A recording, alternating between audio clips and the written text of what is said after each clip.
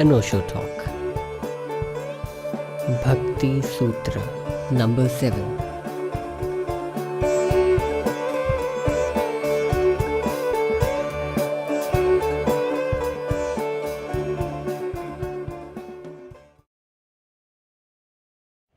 सा तु कर्मज्ञानयोगेभ्यो अपि अधिकतरा फलरूपत्वात्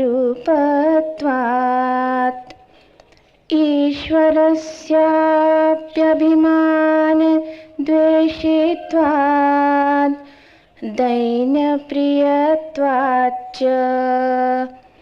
तस्याज्ञानमेव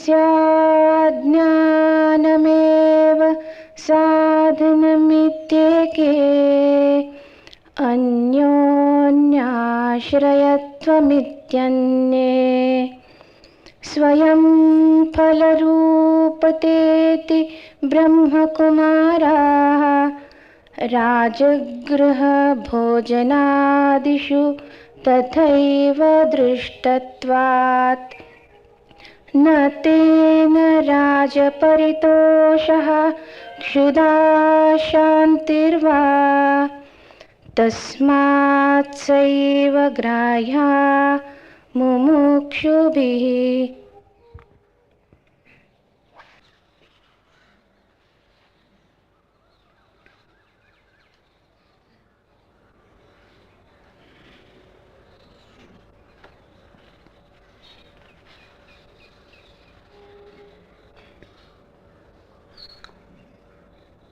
भक्ति का सार सूत्र है प्रसाद। ज्ञान, कर्म, योग, उन सब का सार सूत्र है प्रयास। ज्ञान, कर्म, योग मनुष्य की चेष्टा पर निर्भर है, भक्ति परमात्मा के प्रसाद पर। स्वभावतः भक्ति अतुलनीय है, न कर्म छू सकता उस ऊंचाई को, न ज्ञान न योग। मनुष्य का प्रयास ऊंचा भी जाए तो कितना, मनुष्य करेगा भी तो कितना। मनुष्य का किया हुआ मनुष्य से बड़ा नहीं हो सकता। मनुष्य जो भी करेगा उस पर मनुष्य की छाप रहेगी। मनुष्य जो भी करेगा उस पर मनुष्य की सीमा का बंधन रहेगा। भक्ति मनुष्य में भरोसा नहीं करती, भक्ति परमात्मा में भरोसा करती। एक बहुत अनूठा भक्त हुआ बायजीद बिस्तामी। कहा है उसने 30 साल तक निरंतर परमात्मा को खोजने के बाद एक दिन सोचा तो दिखाई पड़ा, मेरे खोजे वो कैसे मिलेगा जब तक वही मुझे न खोजता हो। तब खोज छोड़ दी और खोज छोड़कर ही उसे पा लिया। 30 साल या 30 जन्मों की खोज से भी उसे पाया नहीं जा सकता, क्योंकि खोजेंगे तो हम अंधे, अंधकार में डूबे, पापग्रस्त, सीमा में बंधे, भूल चूकों का ढेर है हम ही तो खोजेंगे उसे। रोशनी कहां है हमारे पास उसे खोजने को? हमारे पास हाथ कहां जो उसे टटोले? कहां से लाएं हम वो दिल जो उसे पहचाने? खोजी एक दिन पाता है कि नहीं, मेरे खोजे तू न मिलेगा जब तक कि तू ही मुझे न खोजता हो। और बायजीद ने कहा है, जब उसे पा लिया तो जाना कि ये भी मेरी भ्रांति थी कि मैं उसे खोज रहा था, वही मुझे खोज रहा था। जब तक परमात्मा ने ही तुम्हें खोजना शुरू न कर दिया हो, तुम्हारे मन में उसे खोजने की बात ही ना उठेगी। ये बात बड़ी विरोधाभासी लगेगी, लेकिन बड़ा गहन सत्य है। परमात्मा को केवल वे ही लोग खोजने निकलते हैं जिनको परमात्मा ने खोजना शुरू कर दिया। जो उसके द्वारा चुन ही लिए गए हैं वे ही केवल उसे चुनते हैं। जो किसी भांति उनके हृदय में आ ही गया है वे ही उसकी प्रार्थना में तत्पर होते। तुम्हारे भीतर से वही उसको खोजता है। सारा खेल उसका है। तुम जहां भी इस खेल में कर्ता बन जाते हो वहीं बाधा खड़ी हो जाती, वहीं दरवाजे बंद हो जाते। तुम खाली रहो, उसे ही खोजने दो तुम्हारे भीतर से, तो तत्क्षण इस क्षण भी उस महाक्रांति का आविर्भाव हो सकता है। भक्ति को समझने में इस बात को जितना गहराई से समझ लो उतना उपयोगी होगा। भक्ति परमात्मा की खोज नहीं, भक्ति परमात्मा के द्वारा मनुष्य की खोज है। मनुष्य हार कर समर्पण कर देता है, थक कर समर्पण कर देता है, पराजित होकर झुक जाता है, कहता है अब तू ही उठा तो उठा, अब तू ही संभाल तो संभाल। अब अपने से संभाला नहीं जाता। जो मैं कर सकता था किया, जो मैं हो सकता था हुआ, लेकिन मेरे किए कुछ भी नहीं हो पाता। मेरा किया सब अनकिया हो जाता है। जितना संभालता हूं उतना ही गिरता हूं, जितनी कोशिश करता हूं ठीक राह पर आ जाऊं उतना ही भटकता हूं। अब तू ही चला। जन्म तेरा है, जीवन तेरा है, मौत तेरी है, प्रार्थना मेरी कैसे होगी?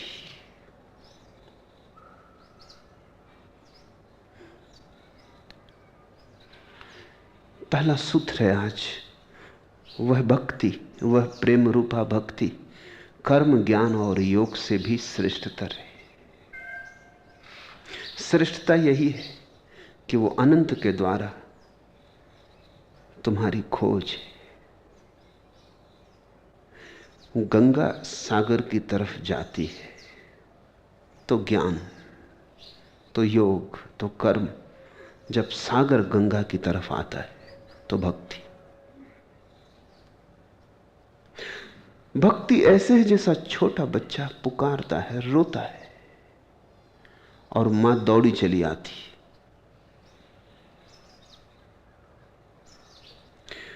भक्ति बस तुम्हारा रुदन है, तुम्हारे हृदय से उठी आह। भक्ति तुम्हारी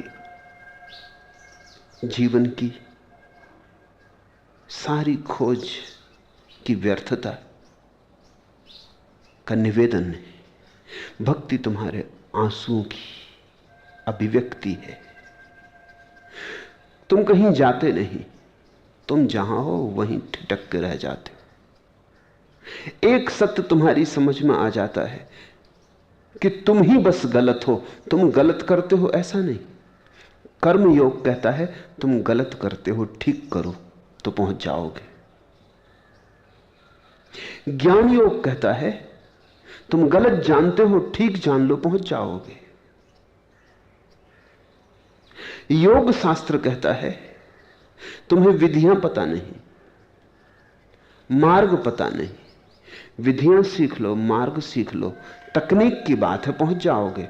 भक्ति कहती है तुम ही गलत हो, न ज्ञान से पहुंचोगे, न कर्म से पहुंचोगे, न योग से पहुंचोगे। तुमसे छूट जाओ तो पहुंचना हो जाए। तुम न बचो तो पहुंचना हो जाए। पहले तुम अज्ञान में थे, फिर तुम ज्ञान में भी रहोगे। फर्क बहुत ना पड़ेगा। फर्क तो पड़ेगा, बहुत ना पड़ेगा। फर्क ऐसा ही होगा कि जंजीरें लोहे की थी, उन पर तुम सोना मढ़ लोगे। कारागृह कुरूप था, दुर्गंध युक्त था, तुम सुगंधें छिड़क लोगे, रंग रोगन कर लोगे, कारागृह को सजा लोगे। अज्ञानी का अहंकार अज्ञान से भरा होगा, ज्ञानी का अहंकार ज्ञान से भर जाएगा। अहंकार थोड़ी मिटेगा। और कई बार ऐसा हो जाता है कि अज्ञानी तो पहुंच जाते, ज्ञानी भटक जाते, क्योंकि अज्ञानी कम से कम अपनी निरीहता को तो अनुभव कर सकता है। इस अनुभव में कि मैं अज्ञानी हूं, अहंकार के गिरने की संभावना है। लेकिन इस अनुभव में कि मैंने जान लिया, फिर तो अहंकार को पत्थरों की बुनियाद मिल गई। अज्ञानी का अहंकार रेत पर खड़ा हुआ भवन है, कभी भी गिर जाएगा। जिंदगी में बड़ी आंधियां हैं, कोई भी आंधी उखाड़ देगी। ज्ञानी का भवन चट्टानों पर खड़ा है, आंधियों से टक्कर लेगा। आंधियां आएंगी, हार कर चली जाएंगी, भवन अपनी जगह खड़ा रहेगा। जिसने गलत किया है, जो पापी है, वो तो कभी रोता भी है अपने पाप के अंधकार में पड़ा हुआ, कभी कराहता भी है, कभी एक गहन पीड़ा उठती है मन में कि मैं क्या कर रहा हूं, कभी अपने किए पे पछताता भी है।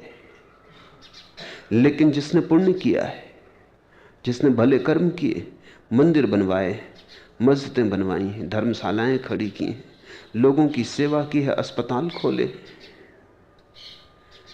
वो तो कभी पछताता भी नहीं।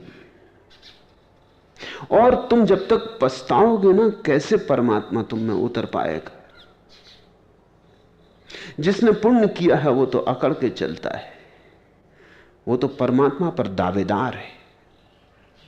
वो तो ये कहता है अभी तक मिले क्यों नहीं, अब और क्या चाहते हो? सब तो किया। पुण्यात्मा के मन में शिकायत होगी, पश्चाताप नहीं। वो कहेगा अन्याय हो रहा है, अब और क्या चाहिए, अब और क्या मांगते हो? ये क्या जबरदस्ती है? सब तो किया जो शास्त्रों ने कहा, जो नीतिविदों ने बताया। कोई पाप नहीं किया, कोई चोरी नहीं की, कोई बेईमानी नहीं, सब व्रतों का पालन किया, अब और क्या चाहिए? ज्ञानी में तो अकड़ होगी, पुण्यात्मा में अकड़ होगी। अकड़ होगी कि सब किया, अब मिलना चाहिए। क्योंकि ज्ञानी सोचता है ज्ञान का फल है परमात्मा, पुण्यात्मा सोचता है पुण्य का फल है परमात्मा, कर्म, शुभ कर्म का फल है परमात्मा। योगी कहता है कितने आसन किए, जीवन लगा दिया, प्राणायाम, आसन, प्रत्याहार, सब तरह शरीर को शुद्ध किया। पत्थर की मूर्ति की तरह बैठकर कितने लंबे दिनों तक ध्यान किया, अब और क्या चाहिए? जिसने कुछ किया है वो हमेशा शिकायत से भरा होगा। पश्चाताप कहां? पश्चाताप किस बात का? जीसस जगह जगह अपने भक्तों को कहते हैं रिपेंट, पश्चाताप करो, परमात्मा का राज्य बिल्कुल करीब है, पश्चाताप करो। लेकिन जिसने बुरा नहीं किया वो पश्चाताप कैसे करे?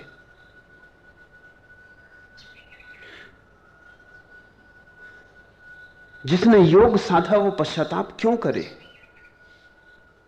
जिसने पुण्य किया, पश्चाताप की जगह कहां बची? जब पुण्य ही कर लिया तो पश्चाताप क्या अर्थ रखता है? पश्चाताप तो पापी के लिए है, अज्ञानी के लिए है, अयोगी के लिए, भोगी के लिए।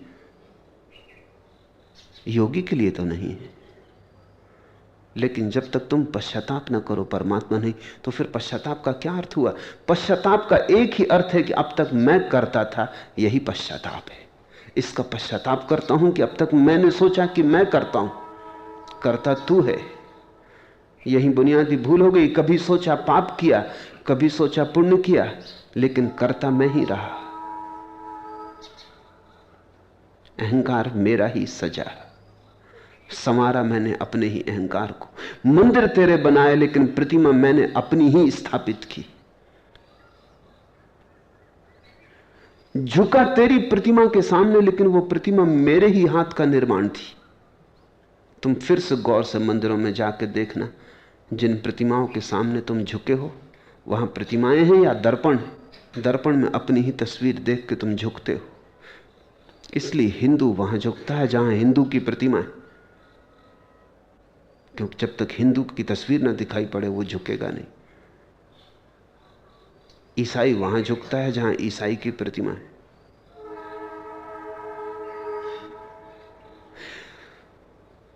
कथा है कि तुलसीदास कृष्ण के मंदिर में गए तो झुके नहीं, क्योंकि राम का भक्त कृष्ण के मंदिर में झुक जाए।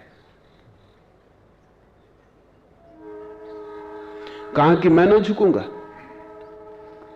जब तक धनुष्वाण हाथ लेके खड़े ना हो। तुम परमात्मा के सामने झुकते हो या अपनी धारणाओं के सामने? इसका तो यह अर्थ हुआ कि पहले परमात्मा झुके, धनुष्वाण हाथ ले, तुम्हारी माने, फिर तुम झुकोगे। तो तुम अपनी मान्यता के सामने झुकते हो। तुम कभी किसी परमात्मा के सामने झुके हो? जब तक तुम हो झुक ही ना सकोगे।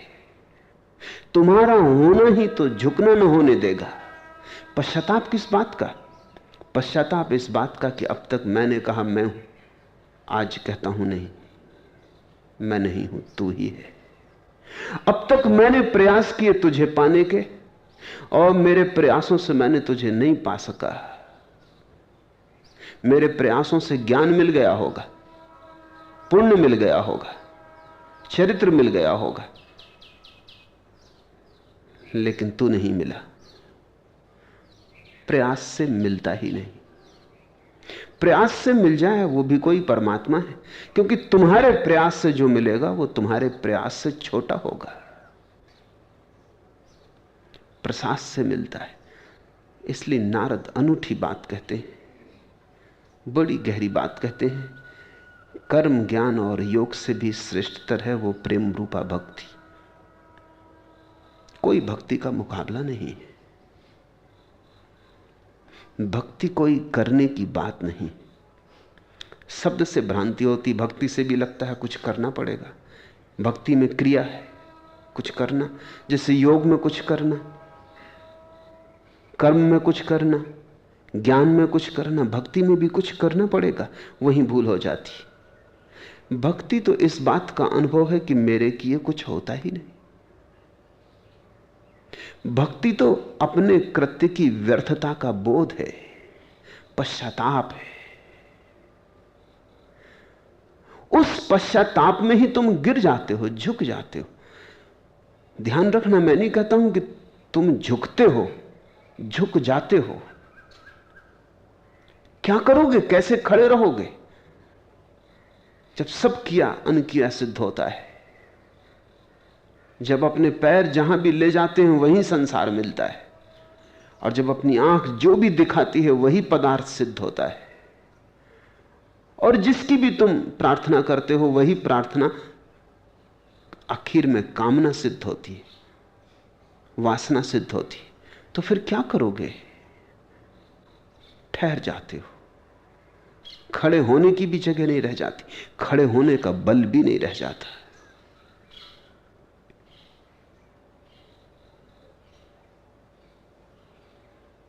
गिर जाते हो। अगर अपनी तरफ से गिरे तो यह भी योग हुआ। अगर पाया कि गिर रहे हो,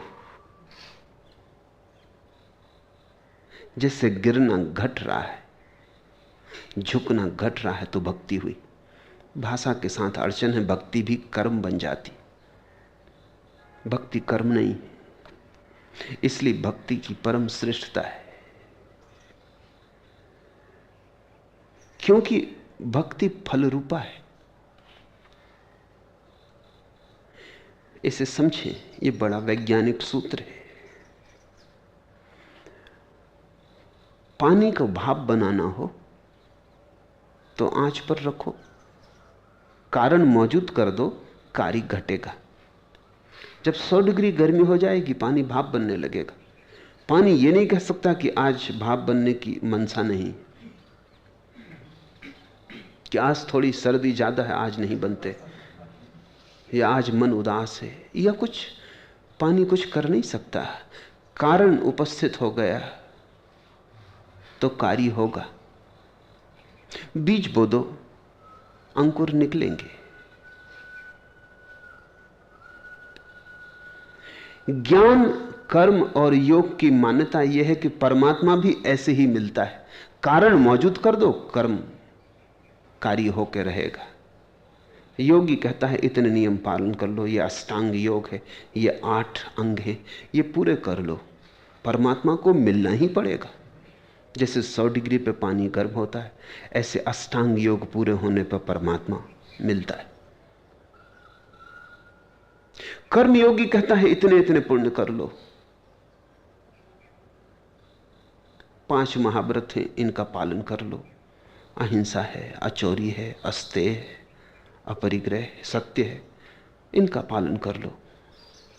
अगर पालन पूरा हो गया तो परमात्मा वैसे ही आ जाएगा जैसे बीज बोया, पानी डाला, धूप रोशनी दी, अंकुर निकल आया। तो परमात्मा फल है और तुम्हारा कृत्य, ज्ञान, कर्म, योग बीज है। तुम जो करते हो वो कारण है और परमात्मा कार्य है।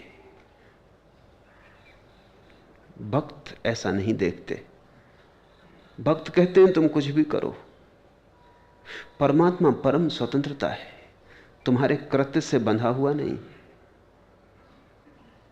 तुम्हारे अष्टांग योग के पूरे हो जाने से नहीं आ जाएगा। और अगर तुमने अष्टांग योग पर ही भरोसा किया तो तुम अकड़े बैठे रह जाओगे, परमात्मा से कोई संबंध ना हो पाएगा। परमात्मा कार्य कारण जगत का हिस्सा नहीं।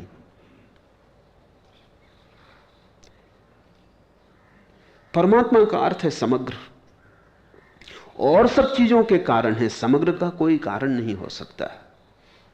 और सब चीजों के आधार हैं, समग्र का कोई आधार नहीं। समग्र निराधार है। बीज से वृक्ष होता है, वृक्ष में फिर बीज लग जाते हैं, फिर बीजों में वृक्ष आ जाते हैं। सारा जगत श्रृंखला है, कार्य कारण, कारण कार्य बना हुआ चलता जाता है। इस सारी श्रृंखला का कोई कारण नहीं। इस सारी श्रृंखला के समस्त रूप का नाम परमात्मा है।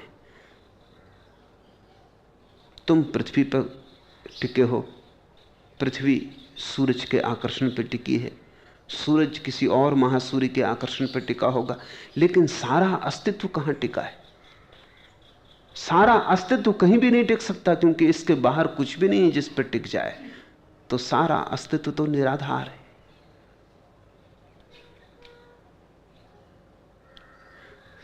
तुम एक मां और पिता के बीजों से मिलने से पैदा हुए, वे भी किन्हीं के बीजों से मिलने से पैदा हुए, और उनके माता पिता भी इसी तरह। लेकिन परमात्मा का कोई पिता नहीं। समग्र के बाहर कुछ भी नहीं, सब कुछ उसके भीतर है। तो भक्त कहते हैं परमात्मा को पाने की ये बात ठीक नहीं। ये तुमने संसार को पाने के ढंग का ही उपाय तुम परमात्मा को पाने के लिए कर रहे हो। तो भक्ति बीज रूपा नहीं है, फल रूपा है। भक्ति कोई कारण नहीं है, कार्य है। भक्ति प्रारंभ नहीं है, अंत है, फल रूपा है। तुम्हें कुछ करना नहीं है, फल तुम्हें मिलता है। तुम्हारे करने से फल पैदा नहीं होता, प्रसाद रूप होता है। तुम जब तैयार होते हो, अभिप्सा से भरे होते हो, धैर्य से तुम्हारे प्राण आकाश की तरफ देखते होते हैं, और तुम्हारी असहाय अवस्था पूर्ण हो गई होती है। तुम बिल्कुल खाली होते हो।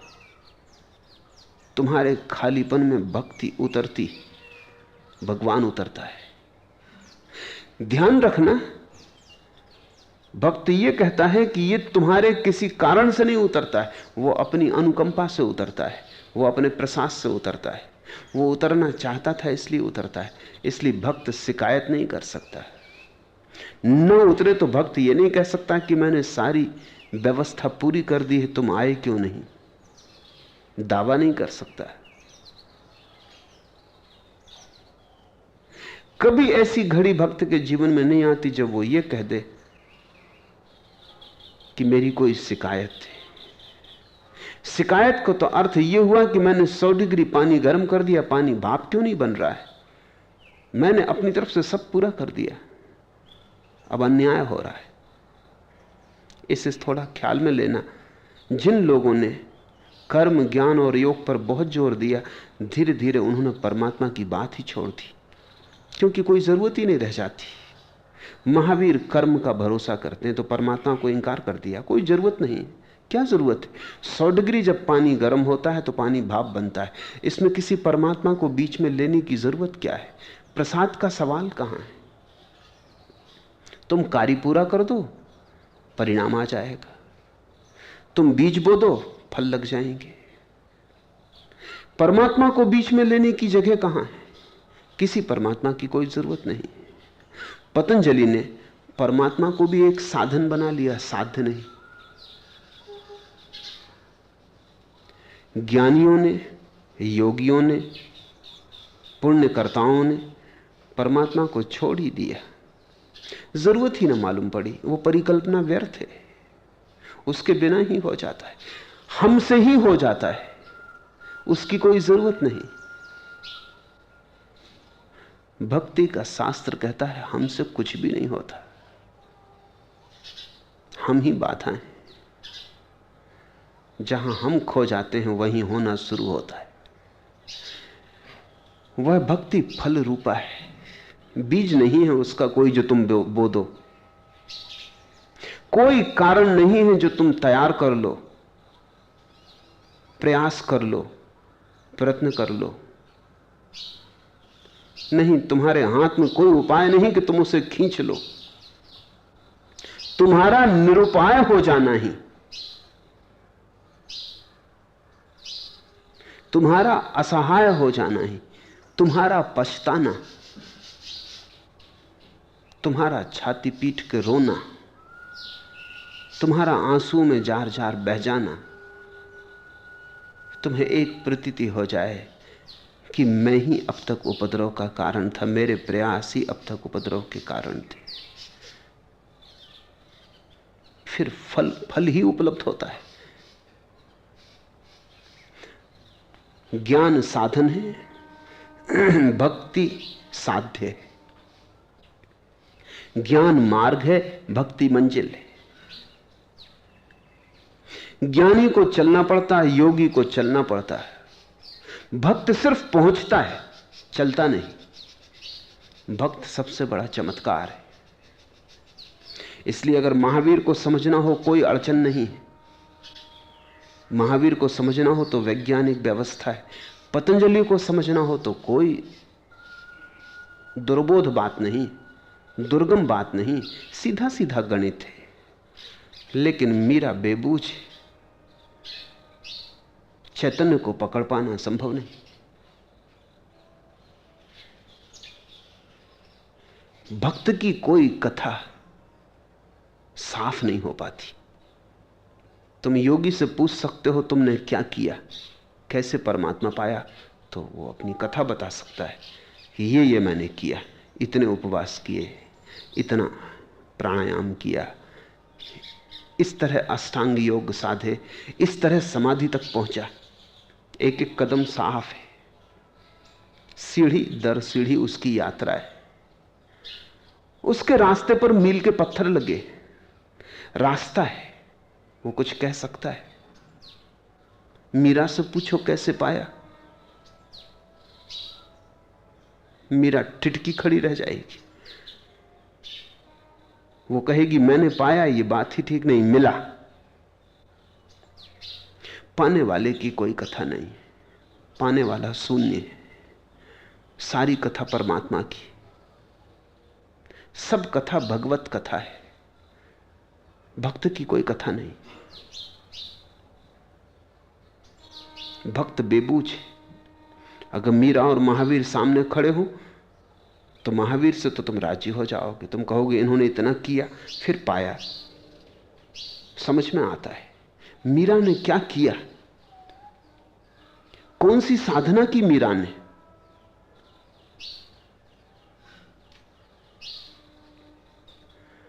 कौन से साधन किए, कौन सा योग किया, कुछ भी तो नहीं किया। अचानक पुच्छल तारे की तरह प्रकट होती, अनायास, अकारण, फल रूपा है। एक दिन तक पता नहीं था, एक दिन अचानक उसका नृत्य शुरू हो जाता, उसके घूंघर बज उठते। एक क्षण पहले तक किसी को खबर न थी, घर के लोगों को भी खबर न थी, पति को भी खबर न थी। इसलिए भक्त पागल लगता है, क्योंकि गणित में बैठता नहीं।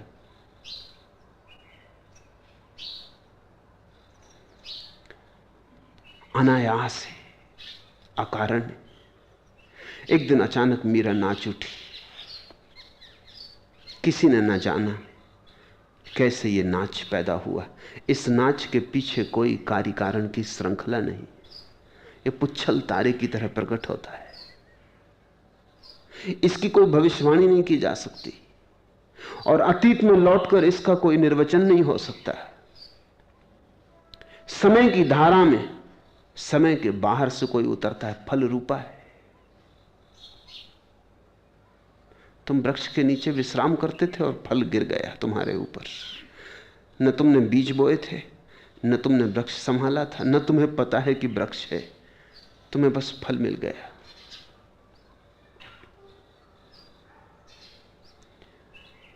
एक दिन मीरा नाच उठती। इस नाच के आगे पीछे कोई हिसाब नहीं, इसलिए मीरा को समझना बिल्कुल ही कठिन हो जाता है। समझ के लिए कार्य कारण की श्रृंखला का पता होना चाहिए। महावीर ने 12 वर्ष तपश्चर्या की, बुद्ध ने 6 वर्ष तपश्चर्या की और जन्मों जन्मों तक खोज की। मीरा ने क्या किया? नारद का यह सूत्र बड़ा अद्भुत है। भक्ति फल रूपा है, साधन नहीं है। भक्ति साध्य है। यहां मार्ग है ही नहीं, बस मंजिल है। आंख खुलने की बात है। लाई हयात आए, कजा ले चली चले, अपनी खुशी से आए ना अपनी खुशी चले।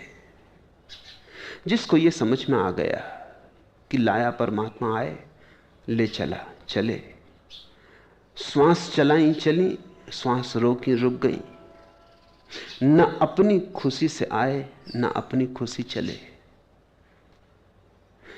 जिसने ऐसा अनुभव कर लिया, और तुम जरा गौर से देखो तो अनुभव करने में देर ना लगेगी। किसी ने पूछा था तुमसे जन्म के पहले कि जन्म लेना चाहते हो? लाई हयात आए। किसी ने पूछा था कहां जन्म लेना चाहते हो? स्त्री होना चाहते हो, पुरुष? गोरे होना चाहते हो, काले? हिंदू होना चाहते हो, ईसाई? किसी ने तो ना पूछा था। अकारण हो तुम।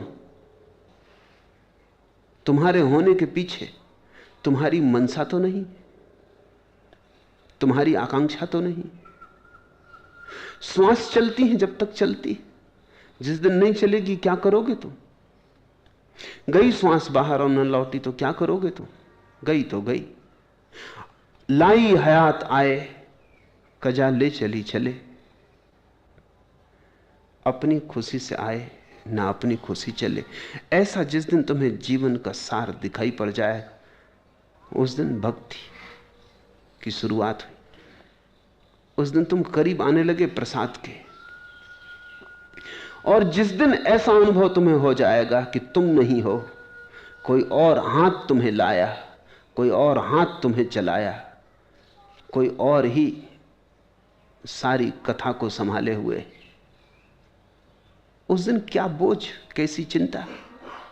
मुझे सहल हो गई मंजिलें, वो हवा के रुख भी बदल गए।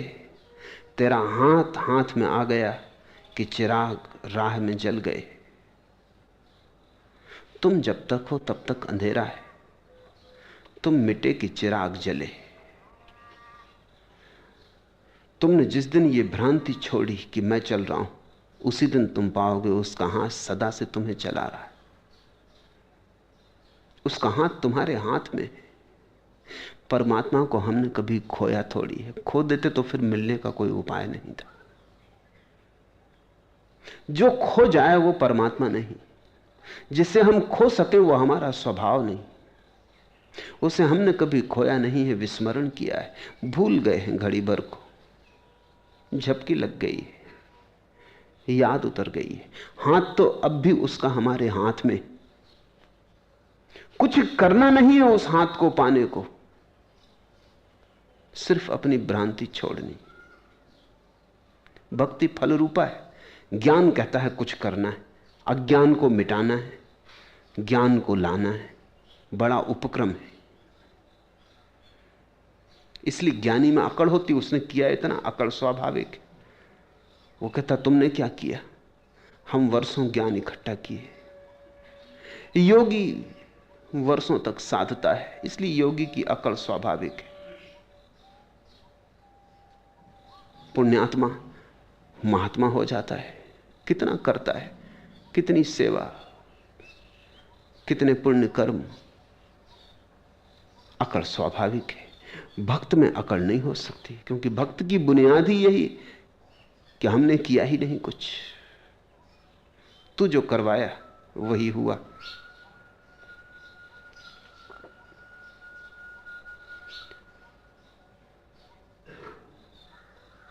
भक्त की बड़ी अनूठी दुनिया है, अलग ही उसका लोक है।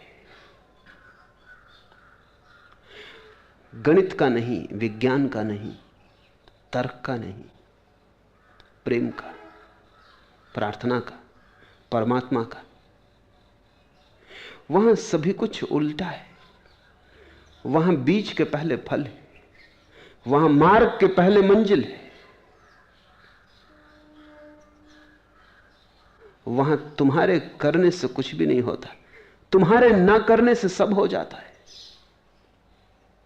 इसलिए जिनको भी अकड़ना हो, भक्ति उनके लिए नहीं। जिनको पिघलना हो उनके लिए। अकड़ना हो, योग खोजो, त्याग खोजो, व्रत नियम खोजो। अकड़ना हो और दिखाना हो दुनिया को कि मैं कुछ हूं, तो भक्ति की राह को भूल ही जाओ, वो तुम्हारे लिए नहीं। अभी देर है तुम्हें उस पर आने को।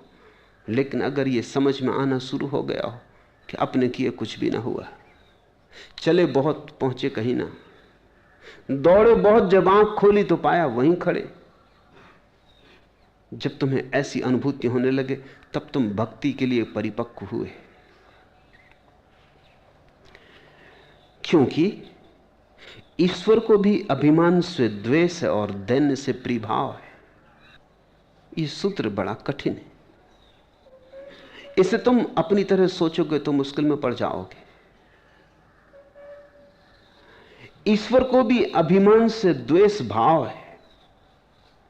अगर तुम महावीर से पूछोगे वो कहेंगे कि ऐसा ईश्वर ही नहीं, ये ईश्वर कैसा जिसको द्वेष भाव, ये तो हो ही नहीं सकता ईश्वर और द्वेष भाव।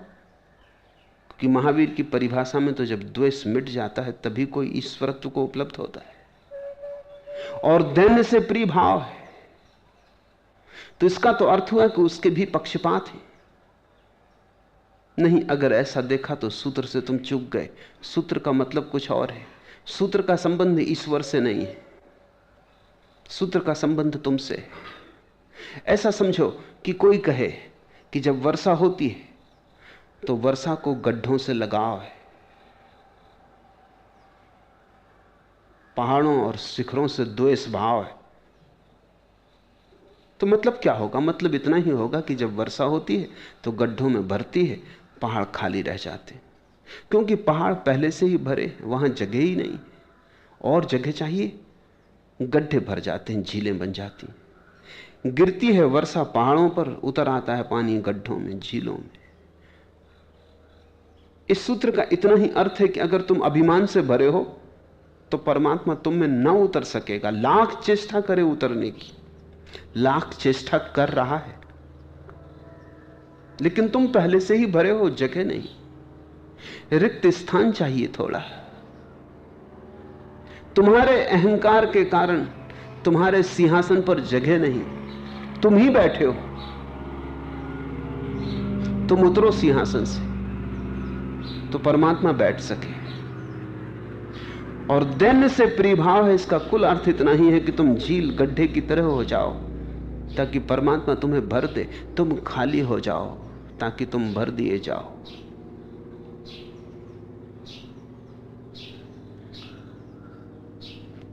अब तू भी कर्म की इंतहा कर देना, मैंने भी खता की इंतहा कर दी थी। भक्त कहता है कि मैंने भी पाप करने में कोई कमी ना की थी, मैंने भी भूल करने में कोई कमी ना की थी। अब तू भी कर्म की इंतहा कर देना, अब तू भी करुणा करने में कुछ कंजूसी मत करना, जैसे मैंने पाप करने में कोई कंजूसी ना की थी। अब तू भी कर्म की इंतहा कर देना, मैंने भी खता की इंतहा कर दी थी। वो ये कहता है कि मैंने पाप ही पाप किए और पूरी तरह किए, कोई कंजूसी नहीं की, आखिरी तक किए, इंतहा कर दी थी, पूर्णता कर दी थी। अब ध्यान रखना, अब तू भी अपने अनुकंपा की, अपने प्रसाद की पूर्णता कर देना। तेरी करुणा में अब तू कमी मत करना, जैसे हमने पाप में कमी ना की थी, जैसे हमने अहंकार को भरने में सारी चेष्टाएं की थी। मगर जो ये कह रहा है वो गड्ढा हो गया, क्योंकि पाप की घोषणा तुम्हें गड्ढा बना देगी, पुण्य की घोषणा तुम्हें अहंकार से भरती। भक्त कहता है मैं पापी हूं, मैं पात्र नहीं। ज्ञानी कहता है मैं पात्र हूं, तैयार हूं, देर क्यों हो रही है। योगी कहता है मैं शुद्ध हूं, बिल्कुल तैयार हूं, अब तेरी तरफ से देर हो रही है।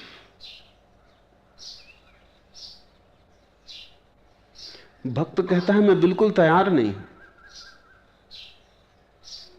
इसलिए मेरी तरफ से तो कोई मांग हो नहीं सकती।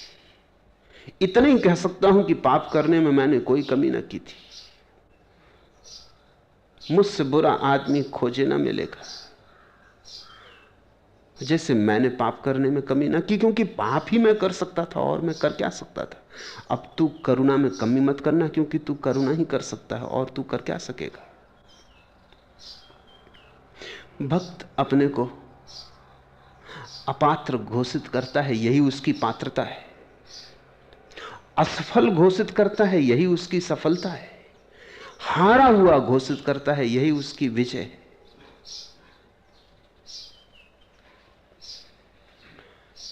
भक्त कहे ऐसा भी जरूरी नहीं। बायजीद प्रार्थना नहीं करता था जाके मस्जिद में, जीवन तो उसका अनूठा था, परमात्मा के प्रेम में पगा था। किसी ने पूछा कि प्रार्थना करने मस्जिद क्यों नहीं जाते, तो वो रोने लगा और उसने कहा एक बार मैं एक शहर से गुजरता था और एक सम्राट के द्वार पर मैंने एक भिखारी को खड़े देखा। सम्राट द्वार से बाहर आ रहा था, ठिठका, और उसने भिखारी से पूछा क्या चाहते हो, बोलते क्यों नहीं। उस भिखारी ने कहा अगर मुझे देखकर तुम्हें दया नहीं आती तो मेरी बात सुन के भी क्या फर्क पड़ेगा। उसके फटे पुराने कपड़े चीथड़े की तरह लटके, शरीर ढका नहीं है उन कपड़ों से, उससे तो नंगा भी होता तो भी ज्यादा ढका होता। पेट सिकुड़ के पीठ से लग गया है, हड्डियां निकल आई, आंखें धस गई। तो बायजीद ने कहा, उसी दिन से मैंने प्रार्थना करनी बंद कर दी। क्या कहना है उससे? उस फकीर ने कहा, उस भिकमंगे ने कहा, अगर मुझे देख के तुझे दया नहीं आती तो बात खत्म हो गई, अब कहना क्या है? और मेरी तरफ देख। बायजीद ने कहा, तब से मैंने प्रार्थना बंद कर दी, वो देख ही रहा है, अब कहना क्या है उससे? अब रोना क्या है? लबे इजहार की जरूरत क्या? आप हूं अपने दर्द की फरियाद। जरूरी नहीं कि भक्त प्रार्थना करे, भक्त की तो एक भाव दशा है, आप हूं अपनी फरियाद। उसके तो होने में ही उसकी दीनता समाई है। नारद अनूठी बात कहते हैं, ईश्वर को अभिमान से द्वेष और दैन्य से प्रिय भाव है। नहीं, ईश्वर को क्या द्वेष होगा और क्या प्रिय भाव होगा, लेकिन भक्त की तरफ जब तक अहंकार है तब तक परमात्मा प्रवेश नहीं कर सकता। भक्त की तरफ जब दैन्य भाव आ जाता है, आप हूं अपनी फरियाद, जब सब तरफ हारा हुआ भक्त खड़ा हो जाता है, जब उसके पूरे जीवन की एक ही भाव दशा रह जाती कि मैं पराजय हूं, दीन हूं, पतित हूं, पापी हूं, अपात्र हूं, मेरे पास ऐसा कुछ भी नहीं जिसके कारण तेरी मांग करूं, मेरे पास ऐसा कुछ भी नहीं जिसके कारण तेरे लिए दावेदार बनूं, मेरे पास ऐसा कुछ भी नहीं कि तेरे लिए शिकायत करूं, उसी क्षण इस दैन्य भाव में परमात्मा उतर आता है।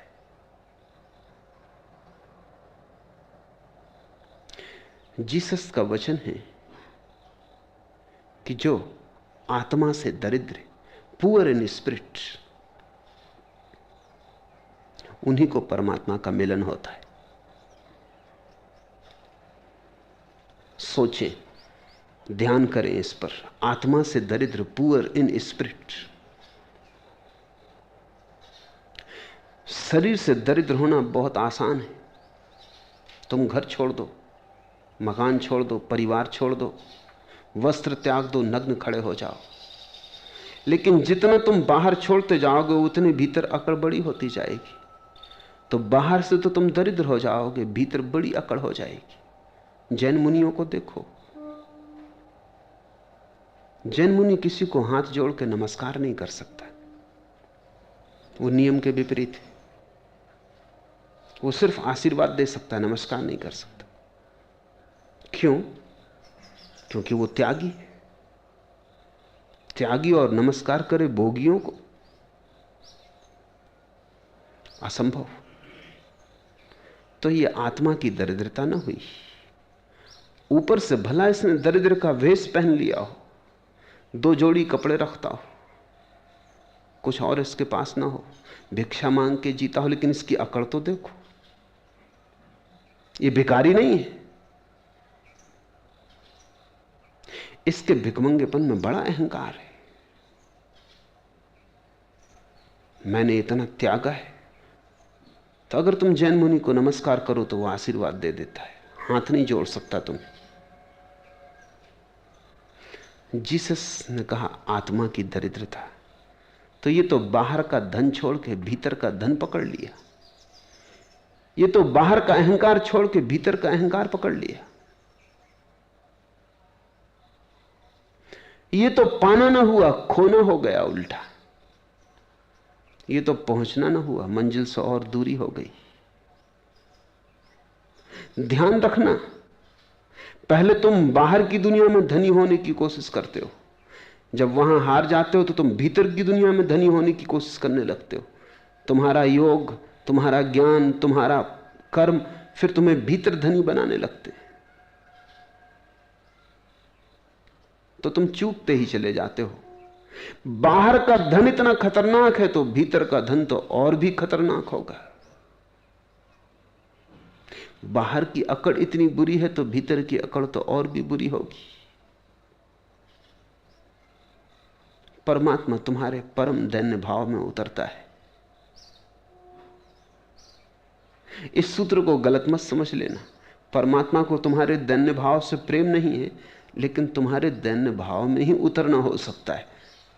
जब तुम भरे ही हुए हो तो उतरने का कोई सवाल नहीं। जब तुम ही अकड़े हुए हो और तुम सोचते हो तुम ही संभाले हुए हो सब, तुम ही कर रहे हो सब, तो तुमने उसे इंकार ही कर दिया, तुमने उसके लिए द्वार ही बंद कर लिए।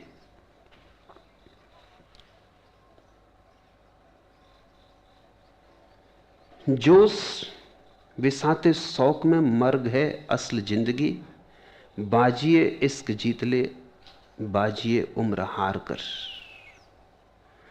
एक ऐसा भी पड़ाव आता है, एक ऐसा दौर है जहां मौत जिंदगी है और जहां हार जीतना है, जहां हमारे पुराने विचार के ढांचे बिल्कुल ही उल्टे हो जाते हैं। बाजिए इश्क जीत ले, अगर प्रेम को जीतना हो बाजिए उम्र हार कर। उम्र की, जीवन की, जिंदगी की बाजी को हार कर प्रेम की बाजी जीती जाती है। दिल है तो उसी का है, जिगर है तो उसी का, अपने को रहे इश्क में बर्बाद जो कर दे। वो जो प्रेम की राह है, वहां जो अपने को बर्बाद कर दे, बस उसी के पास दिल है, उसी के पास जिगर है, उसी के पास आत्मा है जो अपने को बर्बाद कर दे। तो तुम कहीं संन्यास्त मत हो जाना गणित के हिसाब से,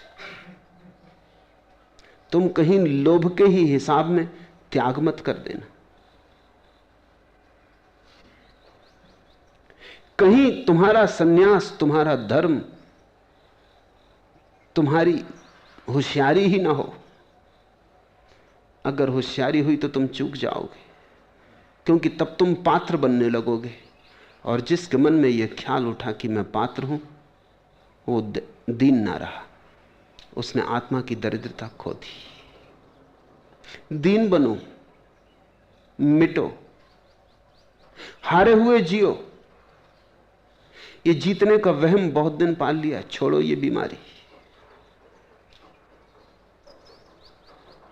इधर तुम मिटे, उधर परमात्मा तुम्हारी तरफ चला।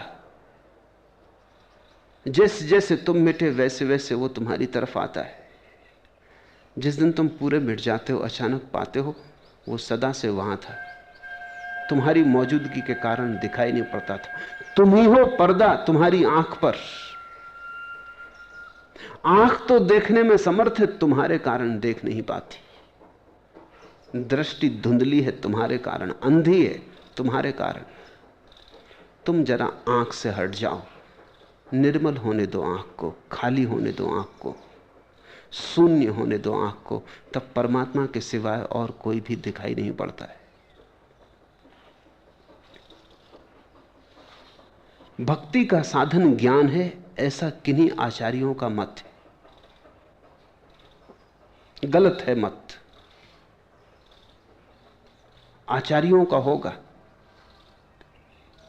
जिन्होंने सोचा विचारा है उनका होगा, जिन्होंने जाना है उनका नहीं।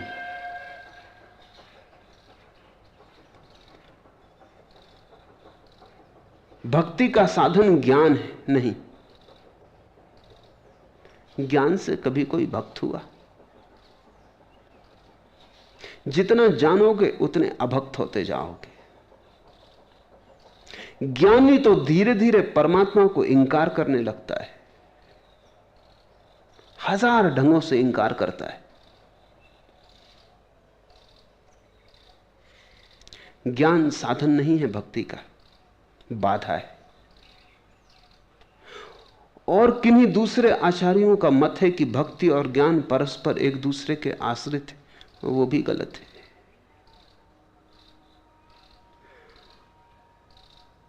भक्ति बात ही और है, उसका जानने से कोई संबंध नहीं, अनुभव से संबंध है।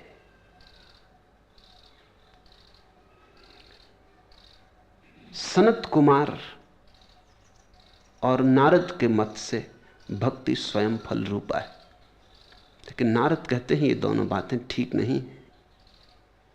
न तो ज्ञान भक्ति का साधन है और न भक्ति और ज्ञान एक दूसरे पर आश्रित है। भक्ति स्वयं फल रूपा है, ज्ञान की कोई भी जरूरत नहीं। राजगृह और भोजनादि में भी ऐसा ही देखा जाता है। न उससे जान लेने मात्र से राजा की प्रसन्नता होगी, न क्षुधा मिटेगी। उदाहरण के लिए कहते हैं कि अगर कोई भोजन की चर्चा करे और भोजन के संबंध में बहुत जान ले तो भी भूख तो ना मिटेगी। पाक शास्त्र को जान लेने से कोई भूख तो नहीं मिटती। तुम पाक शास्त्र के ढेर लगा ले सकते हो, तुम पाक शास्त्रों का अध्ययन करते करते उनमें लीन हो जा सकते हो। जितने प्रकार के भोजन दुनिया में बन सकते हैं, कभी बने हैं या बनेंगे, उन सब की जानकारी तुम्हें हो सकती है, लेकिन उससे तुम्हारे पेट की भूख ना मिटेगी। पेट की भूख तो भोजन से मिटती है। भक्ति भोजन है, ज्ञान नहीं। भक्ति स्वाद है, जीवंत। भक्ति परमात्मा के संबंध में कुछ जानना नहीं है, परमात्मा का भोजन है। बड़ा ठीक उदाहरण लिया है।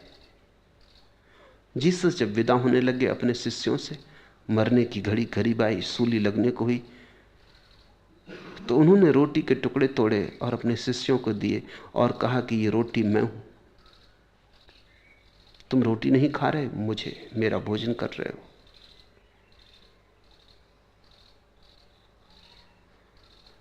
भक्ति परमात्मा का भोजन है, परमात्मा का भोग है।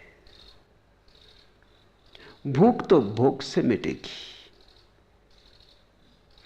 प्यास तो जल को पियोगे तो मिटेगी। जल के संबंध में कितना ही जान लो उससे ना मिटेगी।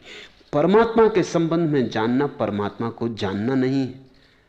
परमात्मा को तो वे ही जानते हैं जो उसका भोग कर लेते हैं, जो उसे पचा लेते हैं, जिनके खून और जिनकी हड्डी में परमात्मा घूमने लगता है, जिनके रोए रोए और श्वास में समा जाता है, जिनके होने में परमात्मा की गंध हो जाती है, जिनका होना और परमात्मा का होना भिन्न नहीं रह जाता। उसके जान लेने मात्र से न तो प्रसन्नता होगी, न क्षुधा मिटेगी। इसलिए ज्ञान से तो भक्ति का कोई भी संबंध नहीं। ज्ञान तो है परमात्मा के संबंध में जानना, और भक्ति है परमात्मा का सीधा साक्षात। अतएव संसार के बंधनों से मुक्त होने की इच्छा रखने वालों को भक्ति ही ग्रहण करनी चाहिए।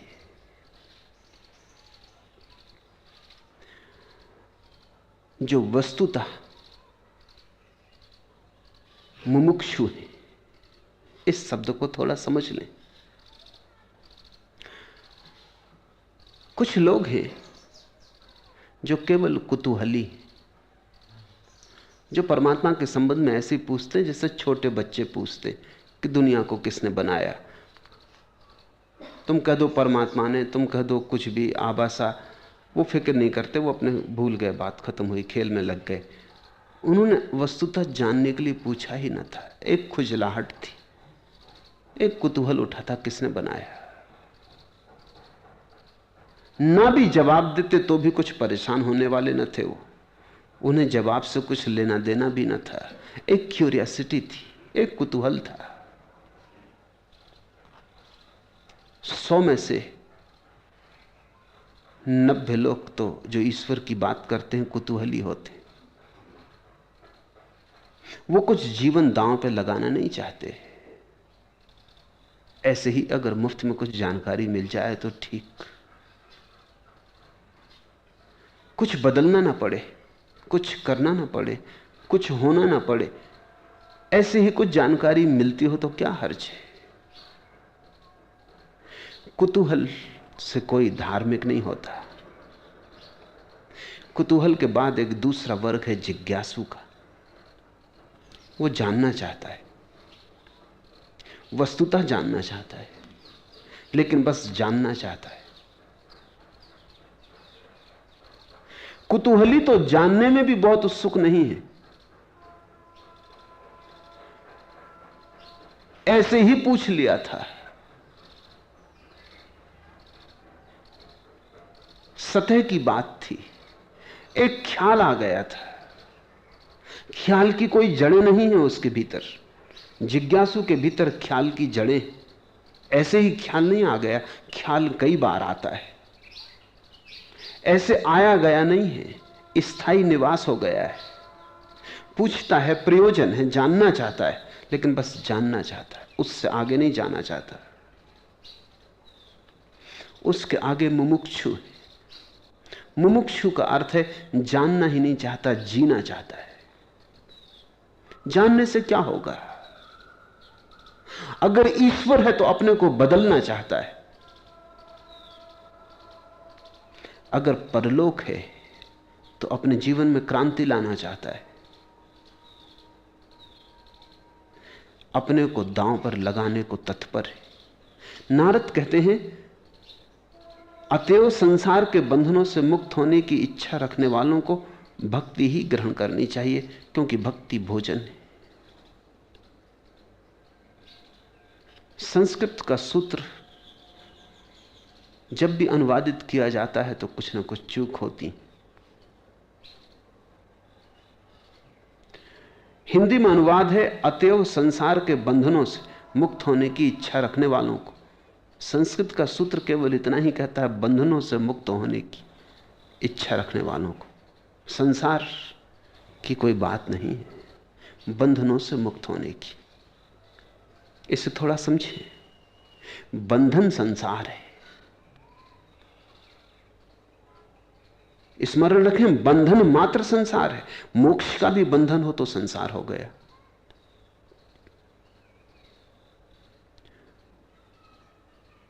पुण्य का भी बंधन हो तो संसार हो गया। कोई भी आकांक्षा हो तो बंधन पैदा होगा। अगर परमात्मा को भी पाने की आकांक्षा हो तो बंधन बनाएगी, क्योंकि जहां भी आकांक्षा होगी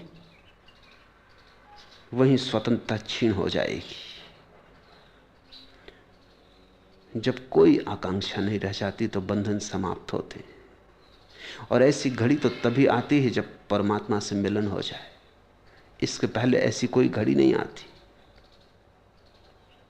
तो जिन्हें सच में ही बंधनों के पार जाना है, जो ऊब गए हैं जीवन की जंजीरों से, जो इस जीवन के कारागृह से पीड़ित हो गए, जिनकी समझ में आ गया ये बड़ी दीवालें जीवन की घर की दीवालें नहीं है, कारागृह हैं, और जिसको हम जिंदगी कहते हैं वो सिवाय बंधनों के और कुछ भी नहीं, उनके लिए भक्ति ही एकमात्र उपाय है।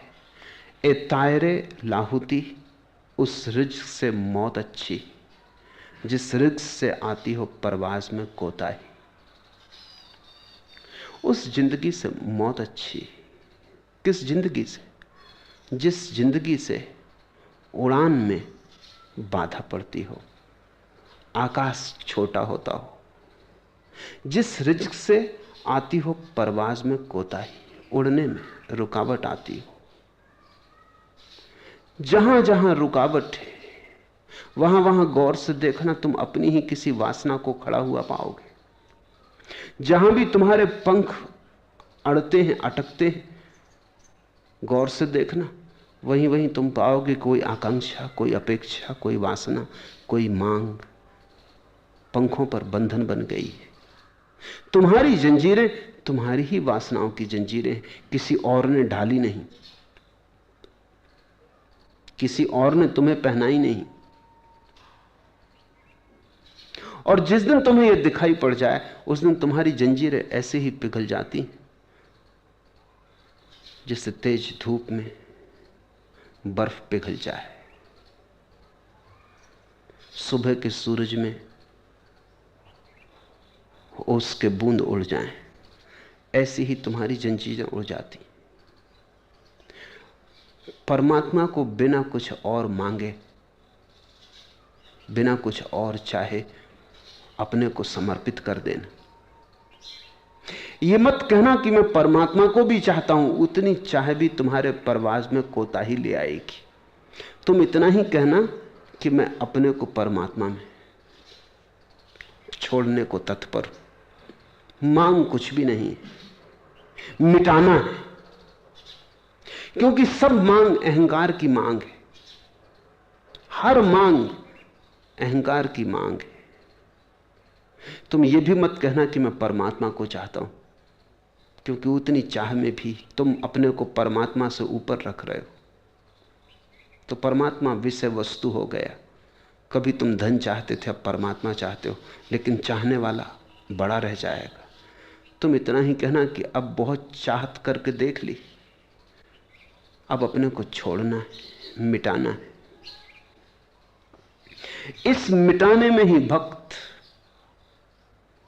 एक अपरसीम आनंद से भर जाता है, क्योंकि उसके परवाज में फिर कोई कोताही नहीं रह जाती। उसका पूरा आकाश उपलब्ध हो जाता है, पंख परिपूर्ण स्वतंत्रता से उड़ने लगते हैं। और इस मिटाने में ही एक ऐसी बेहोशी उसे घेर लेती जिसे बेहोशी कहना भी ठीक नहीं, जिसमें बड़ा गहरा होश है, और एक ऐसा होश उस पर आ जाता है जिसे होश कहना भी ठीक नहीं, क्योंकि उसकी आंखों में बड़ी बेहोशी, जैसे वो शराब पिए हो, जैसे अभी अभी मधुशाला से लौटा हो। और जब तक तुम्हारे लिए मंदिर मधुशाला नहीं बन जाता, और जब तक प्रार्थना तुम्हारे लिए इतना गहन आत्मविस्मरण नहीं बन जाती कि तुम उसमें डूब ही जाओ, तब तक तुम जो भी कर रहे हो वो कुछ और होगा, भक्ति नहीं। मैं कदे की राह से होकर निकल गया, वरना सफर हयात का काफी तवील था। जिंदगी का रास्ता बहुत कठिन है। अगर मैं कदे की राह से होकर निकल गए तब बात और, अगर जीवन की मधुशाला से गुजर गए तो बात और, वही परमात्मा है। अगर उस मस्ती को थोड़ा चख लिया, अगर थोड़ा स्वाद पा लिया परमात्मा का, डगमगाने लगे पैर उसके आनंद में, नाच छा गया, तो ही, अन्यथा जिंदगी का रास्ता बहुत कठिन है, कांटे ही कांटे। फूल तो तभी खिलते हैं जब तुम मिटना शुरू होते हो, अन्यथा दुर्गंध ही दुर्गंध है। सुगंध तो तभी आती जब तुम कपूर की तरह शून्य में खो जाते हो। मस्जिद में बुलाते हैं हमें जाहिदे नाफहम, होता अगर कुछ होश तो मैं खाने ना जाते। विरक्त हमें मंदिर में बुला रहे हैं, मस्जिद में बुला रहे हैं। अगर कुछ थोड़ा होश होता है तो और मैं खाने ही चले जाते। भक्त को न कोई मंदिर बसता, न कोई मस्जिद बसती। वो जहां है वहीं उसकी मधुशाला है। वो जहां है वहीं उसका परमात्मा है। तुम्हारे मिट जाने में, तुम्हारी लीनता में, तुम्हारी तल्लीनता में परमात्मा का आविर्भाव है। इसलिए भक्त में तुम एक बेहोशी भी पाओगे और एक होश भी। ज्ञानी में तुम्हें होश मिलेगा, बेहोशी ना मिलेगी। शराबी में, पापी में तुम्हें बेहोशी मिलेगी, होश ना मिलेगा। योगी में तुम्हें होश मिलेगा, भोगी में तुम्हें बेहोशी मिलेगी। भक्त में तुम्हें दोनों मिलेंगे। भोगी भी उससे ईर्ष्या करेगा और योगी भी उससे ईर्ष्या करेगा, क्योंकि योगी देखेगा ऐसी अपरसीम होश की संभावना उसके भीतर भी नहीं, और भोगी देखेगा इतना भोग के भी ऐसी मस्ती उसके पास नहीं आई। सब भोग तिक्त स्वाद छोड़ जाता है। ठीक कहते हैं नारद कि ज्ञान, कर्म, योग भक्ति की ऊंचाई को नहीं पहुंचते। भक्ति में परमात्मा उसकी समग्रता में स्वीकार है, उसका संसार भी समाहित है उस स्वीकार में। तो भक्त भागता नहीं संसार से, भोग से भी नहीं भागता, वो उसे भी परमात्मा का ही अनुग्रह मान के स्वीकार कर लेता है। त्याग भक्त की भाषा नहीं, जो उसने दिया है उसे स्वीकार कर लेता है, अहोभाव से, धन्य भाग से।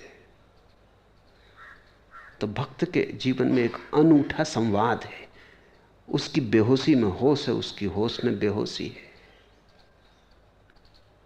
उसके ध्यान में तल्लीनता है, उसकी तल्लीनता में ध्यान है।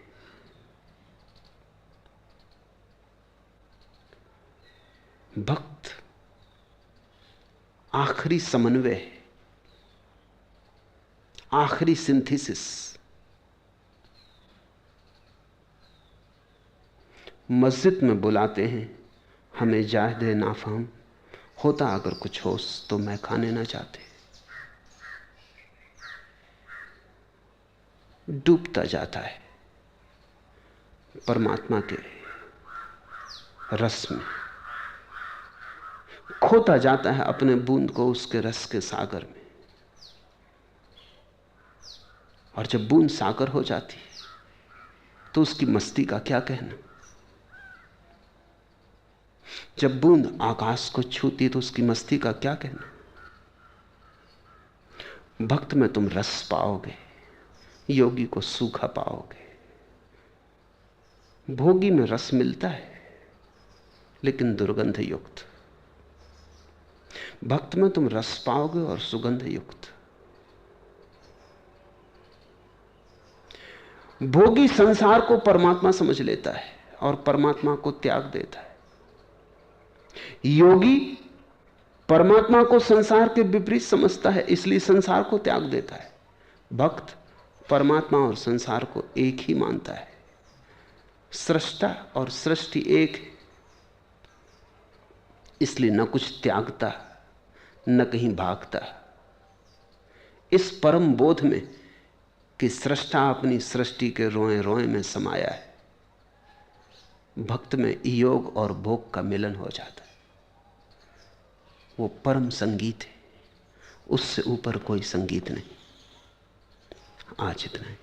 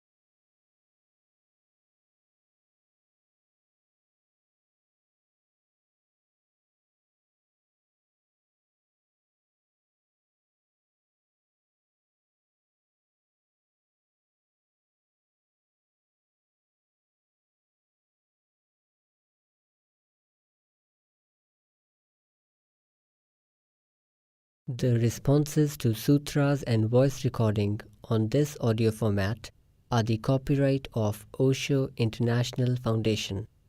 Copyright dates 1953 through 2003. All rights reserved.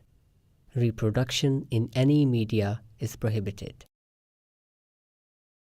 सूत्रों पर दिए गए संबोधन और ऑडियो माध्यम में मुद्रित आवाज़ पर ओशो इंटरनेशनल फाउंडेशन के कॉपीराइट हैं। कॉपीराइट 1953 से 2003, सर्वाधिकार सुरक्षित। किसी भी माध्यम में रिप्रोडक्शन अर्थात पुनर्निर्माण निषिद्ध है।